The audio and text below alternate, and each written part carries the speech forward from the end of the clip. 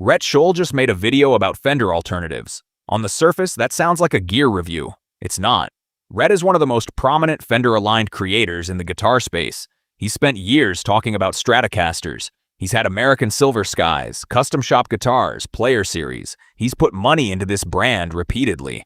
And he just made a video telling his audience to stop buying Fender guitars. Not, here are some other options you might like. Stop buying Fender. When someone like that makes that video, that's a signal. And I want to talk about what that signal actually means, because I don't think it's about guitar specs.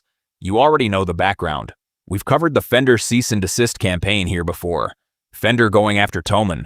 Fender trying to claim trade dress on a body shape that Leo Fender himself never trademarked, that G&L used, that Music Man used, that literally hundreds of builders have built for 7 decades without so much as a letter. But here's what's changed in the last few weeks. It's stopped being a legal story. It's becoming a cultural one. Because Rhett Shull isn't a consumer advocacy channel. He's not a gear news channel. He's a player's channel. And the fact that he felt strongly enough, not just to mention this, but to build a full structured video around where to put your money instead, tells you something about where the guitar community's emotional center of gravity has moved. One of your comments here on this channel said it clearly. Fender should build guitars, not lawsuits. That got 18 likes. That's the consensus in this community, and Rhett's audience appears to feel exactly the same way. So what did Rhett actually say? Let me break it down, because there are 3 things in his video that I think matter more than the guitar recommendations themselves. First, he named the CEO by name, Bud Cole, multiple times. He didn't hedge it as Fender's leadership or the board. He said specifically, fire this person. That's a creator with a significant platform making a targeted public call for a corporate personnel change. That is not normal. That's the kind of language you use when you've decided you're not worried about access anymore. Second, he framed this as a community action, not a personal preference. His exact framing was essentially, the way we move Fender is through their bottom line, not through YouTube videos, not through comment sections, through sales figures. He's telling his audience to vote with their wallets, and he's giving them a structured guide for how to do it. Third, and this is the one I want to spend time on, he built a tier-by-tier map, not, here are some cool guitars. A deliberate, price-segmented alternative guide, budget, mid-range, American tier, boutique. He structured it exactly the way a consumer's purchase decision works. That's intentional. That's someone trying to make it easy to leave. Here's the thing about Rhett's video. He's not alone, and he's not early. He's actually late to a movement that's been building for months. We've tracked this on this channel. The Thomann countersuit. The Indonesian factory Fender tried to shut down. The creator community reaction. Each of those stories picked up traction because they weren't isolated incidents. They were part of a pattern that the guitar community is now naming. What's significant about Rhett making this video now is that it represents a different tier of creator crossing that line. The early critical videos came from channels that already had a skeptical of big brands angle. Rhett doesn't. His channel is built on the idea that great gear at the right price point matters.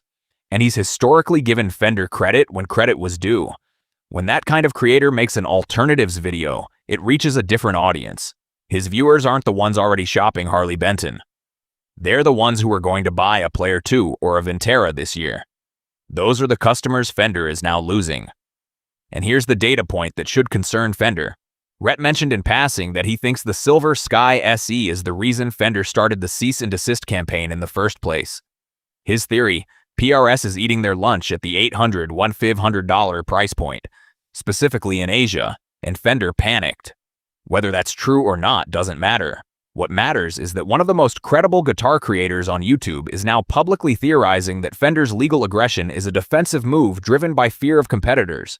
That's a brand narrative problem that no PR campaign fixes easily.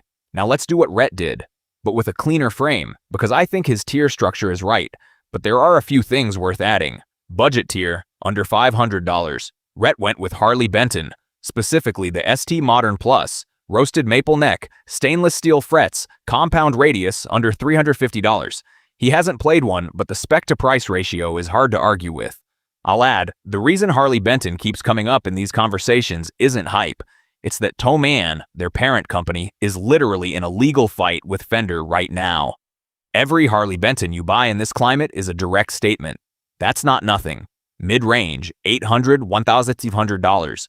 This is where Rhett made his strongest case, and I agree with him. The PRS Silver Sky SE at $950 is the guitar that makes the Player 2 and Vintera 2 look overpriced. Same ballpark on cost, dramatically better fit and finish, better hardware, and it comes from a company that currently has more brand goodwill in the guitar community than Fender does. That's a remarkable sentence to be able to write in 2025, but here we are. The G&L legacy is the other option here, and it's worth pausing on it. Because as Rhett pointed out, G&L is Leo Fender's last company, the one he worked at until he died. You could make a legitimate argument that a G&L Strat-style guitar is closer to what Leo actually intended than anything with the Fender logo on it today. If you care about the heritage argument, and a lot of Fender buyers do, G&L is the intellectually honest choice. American tier, $2,000, $3,000. Rhett covered the American Silver Sky here at $2,750. And again, hard to argue. John Mayer left Fender, spent years working with Paul Reed Smith, and the result was a Stratocaster-style guitar that PRS engineers actually improved rather than just replicated. The bridge design is refined. The build quality is tighter. The consistency is better. The one honest critique Rhett raised, and he was right to raise it, is the 7.25 fretboard radius. That's very vintage. If you've been playing anything modern with a flatter or compound radius, it takes adjustment. And the pickup routing is non-standard, so swapping pickups is more involved than on a typical Strat. Those are real things. Not deal breakers, but real. Boutique tier, $3,000 and up. Rhett's pick was Sur, and specifically the Classic S Antique. His claim, it beats most custom shop Strats he's ever played, for roughly $1,000 less than entry-level custom shop pricing. That's a strong claim, but Sur's reputation in the boutique market backs it up.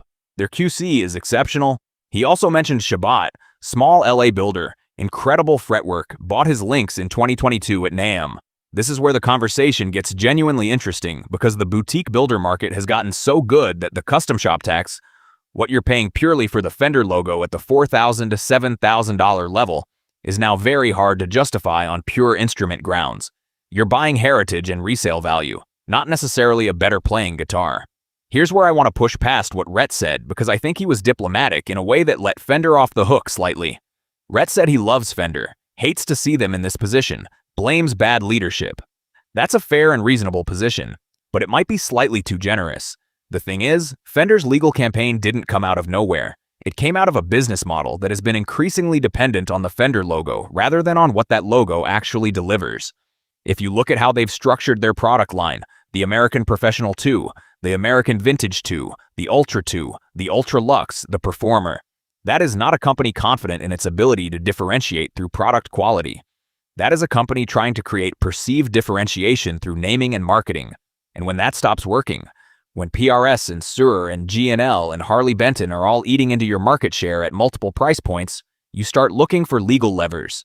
The cease-and-desist campaign is what happens when a brand's competitive moat is a logo, not a guitar. Which brings us to the uncomfortable truth at the center of all of this. Fender did ignore their players, not just Rhett Shull, not just John Mayer. They ignored the players who wanted better value at the mid-range. They ignored the boutique community. They ignored the feedback that their SKU count was becoming a joke. And now they're in a position where one of their most credible advocates just made a structured guide for replacing them. That's not a legal problem. That's an identity problem, and those are much harder to fix. So where does this leave you? If you're in the market for a guitar right now, whether it's your first or your 10th, the honest answer is that the Fender logo is doing less work for you in 2025 than it has at any point in the last 20 years. The alternatives at every price tier have genuinely caught up. Some of them have surpassed. The question isn't really, should I buy Fender?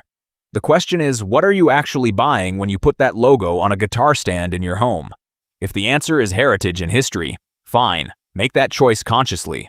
If the answer is the best playing instrument for your money, then the map Rhett laid out and the ones we've been building on this channel point pretty clearly somewhere else.